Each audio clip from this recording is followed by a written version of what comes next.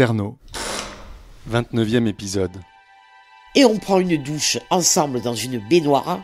Et en face de la baignoire, sur le côté, il y avait un miroir. Et dans le miroir, Didier voit mes yeux se porter sur deux taches rouges bordeaux comme ça. C'est comme ça la vie, monsieur. C'est quoi la vie? C'est une tartine de merde et on en mange un petit bout tous les jours. C'est ça la vie. Il y a eu à une époque toute une série de meurtres. Crime presque de masse. Thierry Paulin, c'est peut-être le plus grand criminel de toute l'histoire judiciaire française. À Paris, on tue les vieux. Notre société aime les corps jeunes. Françoise 11 vieilles dames assassinées et toujours la même méthode. Je pensais qu'il est chopé à la sortie de la poste. C'est pas vrai. C'est ça la vie. Il filait ses victimes jusque chez elles. Non. Ne laissez pas traîner vos grands-mères. Ne laissez pas traîner vos grands-mères.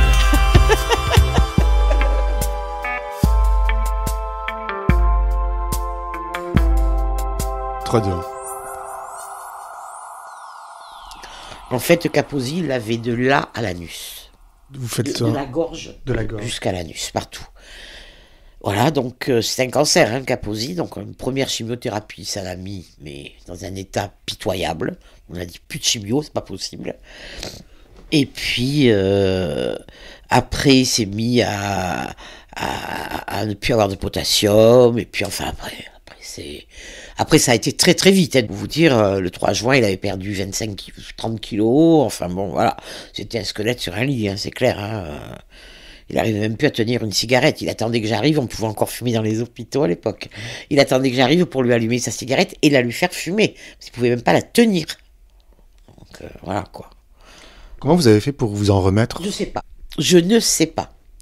Ne me demandez pas ça, je ne sais pas. Est-ce que vous en êtes remise déjà? Oui, aujourd'hui oui.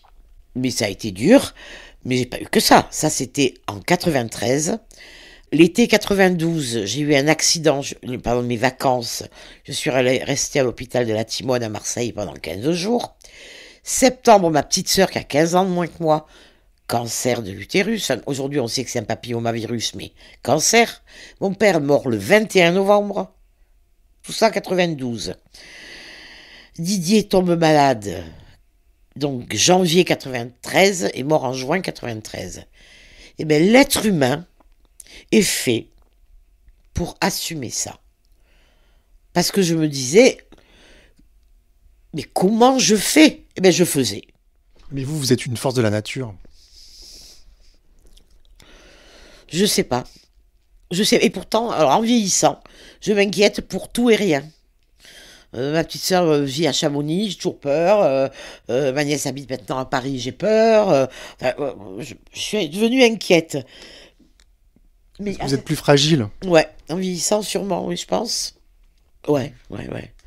Mais bon, voilà, mais je m'inquiète alors qu'avant, je m'inquiétais pas comme ça, quoi. Vous faites du mouron, quoi. Ouais. Alors que j'avais une mère qui était folle en voiture, c'était Speedy Gonzalez, et je me disais, elle mourra en voiture, elle n'est pas morte en voiture, elle mettait 1 heure de moins que moi pour faire Paris, Salon de Provence, 1 heure de moins. Elle me téléphonait, elle me mentait, elle me disait pas où elle était déjà arrivée à Valence, elle me disait, je suis à Lyon, ben voyons, mais après, bon, voilà. Donc j'aurais pu m'inquiéter pour elle, elle a eu plusieurs accidents, elle n'a jamais eu rien de grave, non, mais à l'époque, je m'inquiétais pas comme ça, aujourd'hui, je m'inquiète pas pour tout, mais pour plein de choses. Mais ça, je pense que c'est malheureusement l'âge. Il faut faire avec. Bon, ben, il faut faire avec, je suis avec, point.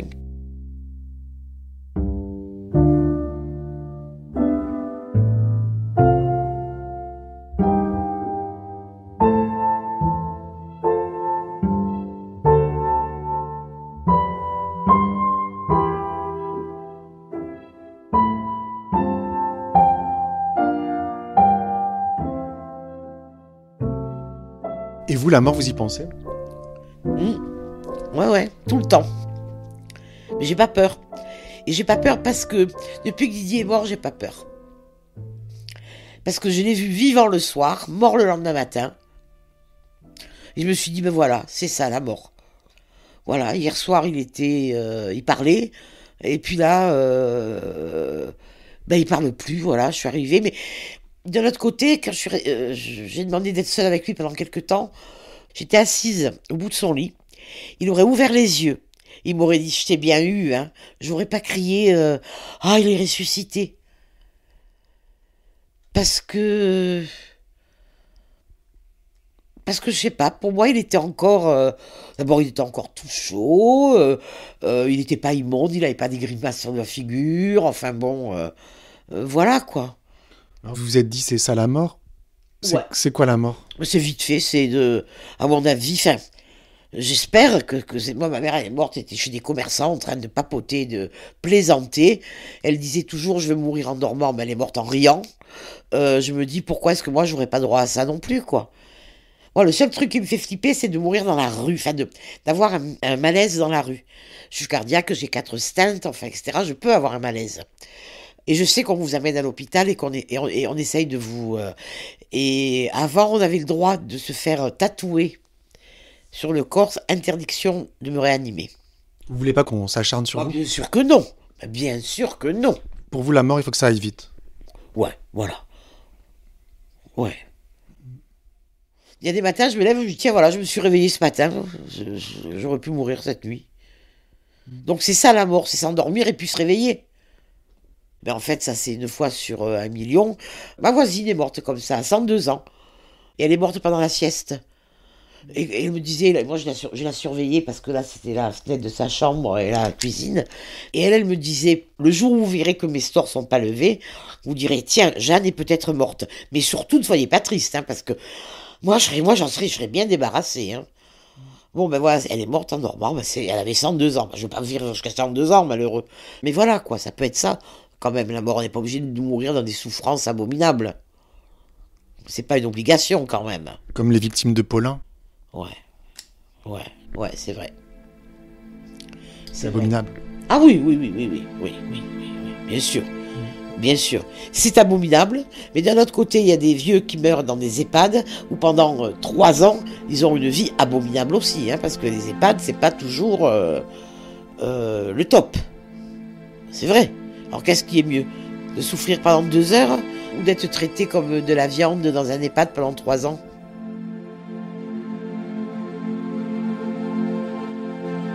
Je me demande, moi. Bah, c'est affreux hein, de mourir quand elles sont mortes, attention. Peut-être qu'on peut espérer que le premier coup a été le fatal aussi. Après tout. Peut-être, on peut aussi se dire ça pour ces pauvres vieilles. Enfin, il y en a qui sont contentes de vieilles. Hein. Jeanne a été contente à 102 ans. Elle avait 100 ans, elle prenait son taxi, elle adorait la musique baroque, elle allait à l'opéra comique l'après-midi. Bon, franchement, moi je l'ai connue, elle avait 80, je sais pas combien. Mais c'était une jeune fille. C'était vraiment bon, donc ça peut être comme ça aussi.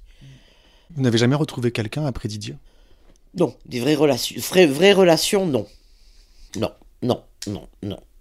J'ai jamais trouvé personne qui était à la hauteur. C'était votre grand amour? Je pense, oui, je pense, oui. Vous avez des photos? Ah bah oui, il y en a des photos. J'en ai pas rajouté depuis sa mort, par exemple. Je voulais pas faire d'ici un mausolée. Ouais. On est bien d'accord, hein. Où est Didier? Là? Ouais. Ça, c'est quand on allait à la plage, donc... Donc il est nu de dos? Oui, on est sur une plage naturiste. C'est lui, là aussi? Là aussi. Oui, là, c'est lui. Là. Là, il est dans une voiture de sport rouge. Voilà, c'est ça. Qu'il a dû garder 3 mois, parce qu'il s'est rendu compte que c'était pas du tout pratique. Mais bon, ça l'amusait quand même. Oui, non, c'était un beau mec, c'est évident. Vous y pensez encore à lui? Ah ben heureusement. Pendant des années, il y a peut-être 3-4 ans que ça ne me le fait plus, quand je monte à l'escalier, je m'attends à le voir dans le lit. Pendant des années, ça m'a fait ça, des années. J'aurais pas crié, oh là là, il est ressuscité, pas du tout. Parce que là, en fait, il faut prendre une petite échelle pour monter sur votre lit. Ben voilà, ouais. Ça, c'est lui qui l'a fabriqué. Donc maintenant, comme vous partez à Marseille, vous tournez une page, en fait. Vous quittez les lieux où vous étiez ensemble. Aussi, c'est ce que je me dis, mais si c'était si simple, ça se saurait, non? Parce que bon, c'est pas rien, 33 ans quand même. J'ai quand même des souvenirs Bon, l'appart n'est plus du tout configuré comme quand il y avait Didier, mais peu importe. Voilà, c'est... Vous pensez que vous aurez quelle vie à Marseille? Non, faut pas me demander ça, franchement, j'en fais des cauchemars. Ça vous déprime de partir? Ouais. Ça me fait peur. Recommencer une vie à 66 ans, c'est pas de la tarte. Je sais pas du tout. Vous êtes une femme incroyable quand même. Bien sûr que non, bien sûr que non. Bien sûr que non, je suis différente peut-être, mais on est tous différents. Ouais, mais vous avez pas eu la même vie que tout le monde. Ah non, ça c'est sûr. Vous avez choisi votre vie en fait. Ah oui, ça oui, ça oui.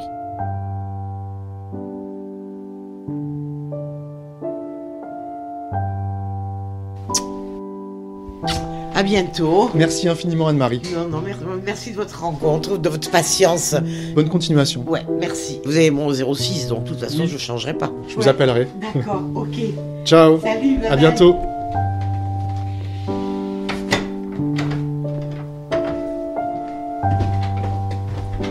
Il tuait comme d'autres vont au bureau. Il avait la tête de monsieur tout le monde. Beau mec, grand beau mec. Les psychiatres n'auront pas eu le temps de cerner sa personnalité. Il avait pas l'air heureux, c'était pas un... Il était plutôt introverti. Tout ce qu'il y a de plus normal. Qui aurait pu imaginer en effet que ce jeune homme né à Fort-de-France en 63, gentil et poli comme le décriront ceux qui l'ont côtoyé, cet homosexuel branché des nuits parisiennes, pouvait être ce monstre froid et sadique, l'auteur de l'assassinat de vieilles dames à Paris entre 84 et 87. 3-2-1. Alors il y a un mystère Paulin bien sûr, parce qu'il est mort très jeune, et surtout parce qu'il est mort avant son procès, et donc on connaît finalement peu de choses sur lui, et c'est toujours les mêmes choses qui ressortent dans la presse. Mais j'aimerais trouver d'autres informations. Alors son avocat est introuvable, il a changé de métier apparemment quand Paulin est mort. Alors je vais essayer de contacter le docteur Bornstein, c'est le neuropsychiatre qui l'a expertisé après son arrestation. Peut-être qu'il pourra nous éclairer sur le personnage.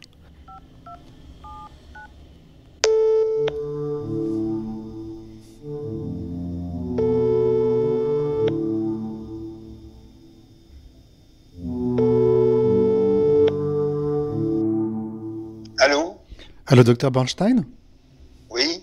Oui, bonjour, je m'appelle Julien Cernobori. Je vous appelle parce que je suis journaliste et je fais un travail documentaire actuellement sur l'affaire Thierry Paulin. Oui. Et j'aurais aimé savoir si je pouvais vous interviewer à ce sujet. C'est un vieux dossier. C'est un vieux dossier. Enfin, c'est un criminel hors série aussi, donc qui mérite notre attention. Quoi.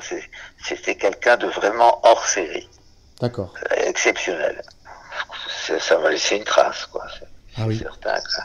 Non, puis ce châtiment en quelque sorte de la nature à son endroit. Allô ? Oui. Il a expiré dans des conditions épouvantables. J'ai des flashs, je le revois. C'était épouvantable. Est-ce que je pourrais venir vous interviewer ? Oui. Vous êtes à quel journal ? En fait, je fais du podcast. Ah oui.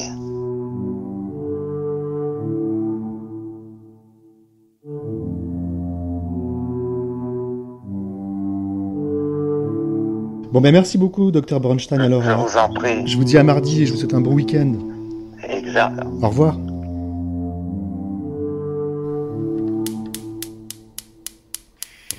On est dimanche matin, il est très tôt, il fait gris et je suis en train de me faire un café. Hier, on était samedi, j'étais dans mon lit en train de lire et une personne m'a contacté sur Messenger, une certaine Véro. Attendez, je vais vous lire son message. Bonjour, en juillet 87, j'ai rencontré Thierry Paulin et l'ai fréquenté régulièrement jusqu'à son arrestation. Cela a bouleversé ma vie. Je me tiens à votre disposition si vous avez des questions. Elle m'a laissé son numéro, elle m'a demandé de l'appeler. Et on a parlé quelques minutes, elle m'a dit qu'elle avait un besoin urgent de raconter, qu'elle pensait qu'à ça depuis quelques jours. Et donc elle m'a demandé d'aller tout de suite la voir dans la ville de ses parents, au Vésinet. C'est à une 30aine de kilomètres de Paris. Elle dit qu'elle a rencontré en juillet 87. Juillet 87, c'est quelques mois avant son arrestation. C'est qui cette fille? Comment elle l'a rencontrée? Qu'est-ce qu'elle savait de lui à l'époque? Je suis un peu en retard. Il filait ses victimes jusque chez elles. Il les torturait pour leur faire avouer où elles avaient caché leurs économies. Et puis il les tuait. À suivre. Rendez-vous dimanche prochain. Et d'ici là, ne laissez pas traîner vos grands-mères.